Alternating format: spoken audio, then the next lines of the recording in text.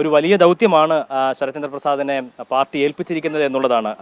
കഴിഞ്ഞ കുറേ കാലങ്ങളായി LDFന്റെ കയ്യിലുള്ള മണ്ഡലം അത് തിരിച്ചു പിടിക്കുക എന്നത് ഒരു പ്രധാനപ്പെട്ട ജോലിയാണ് പാർട്ടി ഏൽപ്പിച്ചിരിക്കുന്നത്. എങ്ങനെയുണ്ട് ഇപ്പോൾ ഈ പ്രചാരണ പരിപാടികൾ? കഴിഞ്ഞ ഒരു 2 തെരഞ്ഞെടുപ്പിലായി കോൺഗ്രസിന് പരാജയം സംഭവിച്ചു. അപ്പോൾ ആ മണ്ഡലം തിരിച്ചു പിടിക്കാനുള്ളൊരു ദൗത്യമാണ് എന്നെ ഏൽപ്പിച്ചത്. അഖിലേന്ത്യാ കോൺഗ്രസ് കമ്മിറ്റി നടത്തിയ സർവേയിലൊക്കെ എൻ്റെ വ്യക്തിബന്ധങ്ങൾ കൂടുതലുള്ള സ്ഥലം കഴക്കൂട്ടമാണ്. എൻ്റെ വിദ്യാർത്ഥി ജീവിതം, ഞാനൊരു രാഷ്ട്രീയക്കാരനാകുന്നത് കഴക്കൂട്ടം മണ്ഡലത്തിലെ ചെമ്പഴന്തി SN കോളേജിൽ നിന്നാണ്. പ്രീ ഡിഗ്രി വിദ്യാർത്ഥിയായിരിക്കുമ്പോൾ എമർജൻസി കഴിഞ്ഞുള്ള സമയത്ത് ഞാൻ മാത്രം യൂണിവേഴ്സിറ്റിയുടെ കൗൺസിലറായി ജയിച്ചു വന്ന KSU തോറ്റ സമയമാണ്. അന്ന് മുതൽ ഇന്ന് വരെയുള്ളൊരു ബന്ധം, രാഷ്ട്രീയത്തിന് അതീതമായിട്ടുള്ള ഒരു ബന്ധം, വ്യക്തിബന്ധം എനിക്കുണ്ട്. ഒപ്പം എൻ്റെ അമ്മയുടെ കുടുംബം അവിടെയാണ്, ചേന്തി എന്ന് പറയുന്നത് കുളത്തൂർ, ആറ്റിപ്ര, ചെമ്പഴന്തി, ശ്രീകാര്യം, കാട്ടായിക്കോണം, കഴക്കൂട്ടമൊക്കെ, കടകംപള്ളിയൊക്കെ ചുറ്റിക്കിടക്കുന്ന ഒരു പ്രദേശം. പക്ഷേ എൻ്റെ കുടുംബ ബന്ധങ്ങൾക്കപ്പുറം എൻ്റെ വ്യക്തിബന്ധത്തിന് അതിനേക്കാൾ വലിയ ഈട് അവിടെ എനിക്ക് കണ്ടിട്ടുണ്ട്. കാര്യം ഞാൻ ഈ ബുദ്ധി കൊണ്ട് രാഷ്ട്രീയം കളിച്ച ആളല്ല, ഹൃദയം കൊണ്ട് കളിച്ചാണ്. പക്ഷേ ഹൃദയപൂർവമായ ഒരു രാഷ്ട്രീയ ബന്ധത്തിന് വിലയുണ്ടെന്ന് ഈ തിരഞ്ഞെടുപ്പിലാണ് എനിക്ക് ബോധ്യപ്പെട്ടത്. കാര്യം പണ്ട് എൻ്റെ ശത്രുക്കളായിരുന്നവർ, എന്നെ കൊല്ലാൻ ശ്രമിച്ച കേസിൽ പ്രതിയായിരുന്നവർ, അവരൊക്കെ എന്നെ വിളിച്ചിട്ട് ഞങ്ങൾ പ്രായച്ചിത്തം ചെയ്യും, ശരത്തിന് പ്രാവശ്യം വോട്ട് ചെയ്യും എന്ന് പറയുന്ന കുടുംബസമേതം വോട്ട് ചെയ്യുമെന്ന് പറയുന്ന ഒരു കൾച്ചർ അവിടെ ഡെവലപ്പ് ചെയ്തിട്ടുണ്ട്. പിന്നെ ആ ഒരു വികാരപരമായി ഞാൻ എവിടെ ചെന്നാലും ഞാൻ ശരത്ചന്ദ്ര പ്രസാദ് എന്ന് പറയുമ്പോൾ പരിചയപ്പെടുത്തേണ്ട, കൂടെ പഠിച്ചതാണ്, സീനിയറാണ്, ജൂനിയറാണ് എന്നൊക്കെ പറയുന്ന ഈ ഒരു 45-50 കൊല്ലത്തിനിടയിൽ അവിടെ ഏകദേശം എല്ലാ വീടുകളിൽ നിന്നും കുട്ടികൾ പഠിച്ചിറങ്ങിയിട്ടുണ്ട്. സെൻറ് സേവിയേഴ്സ് കോളേജും ചെമ്പഴന്തി കോളേജും. ഞാൻ ഇപ്പോഴും 35 കൊല്ലമായി SN കോളേജിൻ്റെ പൂർവ്വ വിദ്യാർത്ഥി സംഘടനാ പ്രസിഡന്റാണ്. അപ്പോൾ ആ ഒരു ആത്മബന്ധം എനിക്കവിടെ ഉണ്ട്. പിന്നെ വലിയ ഒരു 10 വർഷത്തെ ഭരണം, 10 വർഷത്തെ തുടർ ഭരണം കഴിഞ്ഞിട്ടാണ് വീണ്ടും LDF ഈ ഒരു തെരഞ്ഞെടുപ്പിനെ നേരിടുന്നത്. ആ ഘട്ടത്തിൽ ഈ കഴക്കൂട്ടം ശരിക്കും ഒരു A ക്ലാസ് മണ്ഡലമായി തന്നെയാണ് പരിഗണിക്കപ്പെടുന്നത്. വലിയ രീതിയിൽ ശക്തമായിട്ടുള്ള പോരാട്ടം നടക്കുന്ന ഒരു മണ്ഡലം. ഇവിടെ പ്രധാനമായും ചർച്ച ചെയ്യപ്പെടുന്നത് ശബരിമല ഉൾപ്പെടെയുള്ള വിഷയങ്ങൾ ചർച്ചയ്ക്ക് വരുന്നുണ്ടല്ലോ. എങ്ങനെയാണ് അതിനെ?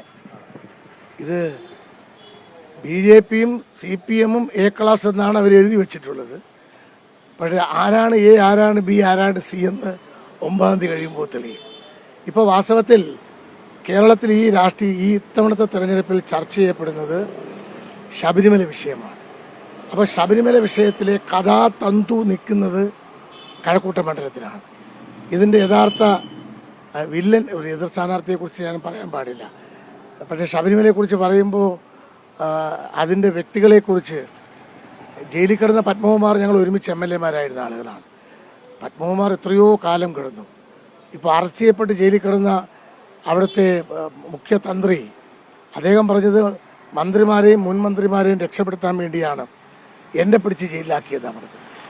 ഇന്നലെ കടകംപള്ളി കുമ്പസരിക്കും പോലെ അല്ലെങ്കിലും ദേവസ്വം മന്ത്രി എന്നുള്ള നിലയിൽ എനിക്കും അതിൻ്റെ ഉത്തരവാദിത്വം ഉണ്ട് എന്ന് ഞാൻ വിശ്വസിക്കുന്നത്.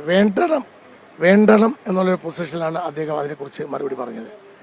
അപ്പോൾ യഥാർത്ഥത്തിൽ ആളുകളുടെ മനസ്സിൽ, അത് ഹൈന്ദവ സമൂഹത്തിൻ്റെ മനസ്സിൽ മാത്രമല്ല, മുസ്ലിം ക്രൈസ്തവ ആളുകളുടെ മനസ്സിൽ ഒരു ദേവാലയത്തിൽ നിന്നും എങ്ങനെ ഒരു ഗവൺമെൻറ്റിന്, പാർട്ടി പ്രവർത്തകർക്ക് ഈ കൊള്ളയടിക്കാൻ കഴിയും എന്നൊരു ചിന്ത, ഒരു ചർച്ച ജനങ്ങളുടെ മനസ്സിലുണ്ട്.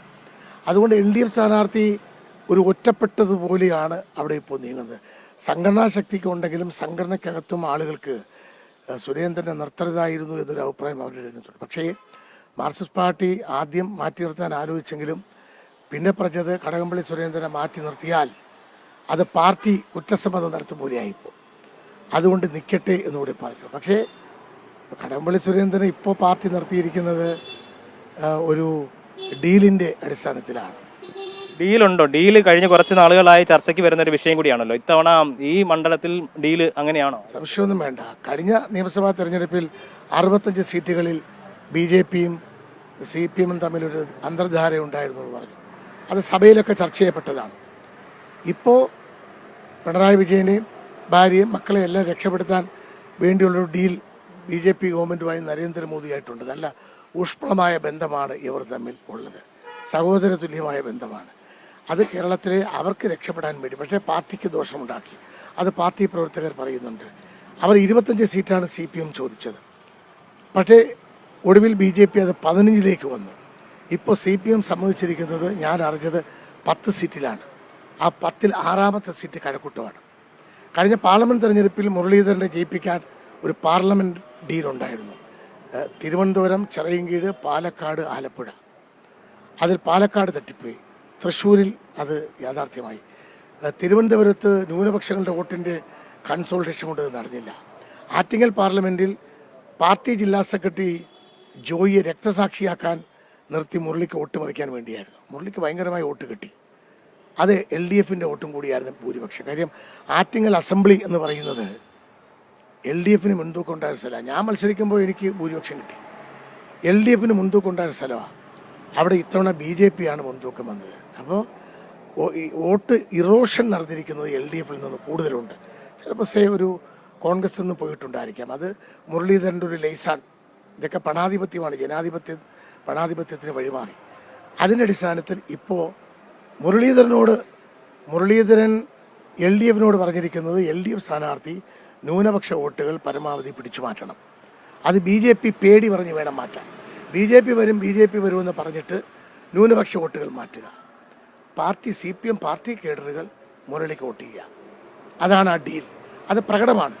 എന്നെ എത്രയോ മാർക്സിസ്റ്റ് പാർട്ടിയിലെ ആളുകൾ ഞങ്ങൾ CPMന് കടകംപള്ളിക്ക് വോട്ട് ചെയ്യില്ല, BJPക്ക് വോട്ട് ചെയ്യില്ല. ശരത്തൊന്ന് ശക്തമായി നിൽക്കണം, ഞങ്ങൾ ശരത്തിന് വോട്ട് ചെയ്യും. സത്യസന്ധമാണ്. നിങ്ങൾ തന്നെ ചാനലുകൾ തന്നെ എവിടെയെങ്കിലും ഇറങ്ങി ചോദിച്ചാൽ ആളുകൾ അത് പറയും. ആ ഒരു സത്യസന്ധമായ നിലയിലാണ് കാര്യങ്ങൾ നിൽക്കുന്നത്. അത് ഈ മണ്ഡലത്തിലെ ചിത്രം മാറ്റിമറിക്കുകയാണ്. ഇത്തവണ കാറ്റ് മാറി വീശും. കാറ്റ് ഈ UDFിൻ്റെ ശക്തമായ മണ്ഡലമാണ്. തലേക്കുന്ന് Basheer, AK Antony, MM Hasan, MBR, നമ്മുടെ MA വാഹിദ്. ഈ കഴിഞ്ഞൊരു 2 ടേമിലാണ് നമുക്ക് നഷ്ടമുണ്ടായത്. അത് സംഘടനാപരമായ ഒരു വീഴ്ച കൊണ്ടാണ്, തെറ്റിദ്ധാരണകൾ കൊണ്ടാണ്. അത് നമ്മൾ മാറ്റിയെടുത്തു. ഇത് UDFിൻ്റെ ഉറച്ച മണ്ഡലം തിരിച്ചു പിടിക്കും. ഇപ്പോൾ ഞങ്ങളും മുരളീധരനും തമ്മിലാണ്, BJPയും കോൺഗ്രസും തമ്മിലാണ് യഥാർത്ഥ മത്സരം. അതല്ലാന്ന് വരുത്താൻ വേണ്ടി CPM ശ്രമിക്കുന്നുണ്ട്. കഴിയില്ല. CPMൻ്റെ കേഡർ വോട്ടുകളിൽ പോലും ചോർച്ച അവിടെ ഉണ്ടായിട്ടുണ്ട്. അതിനാ സംശയമൊന്നും വേണ്ട.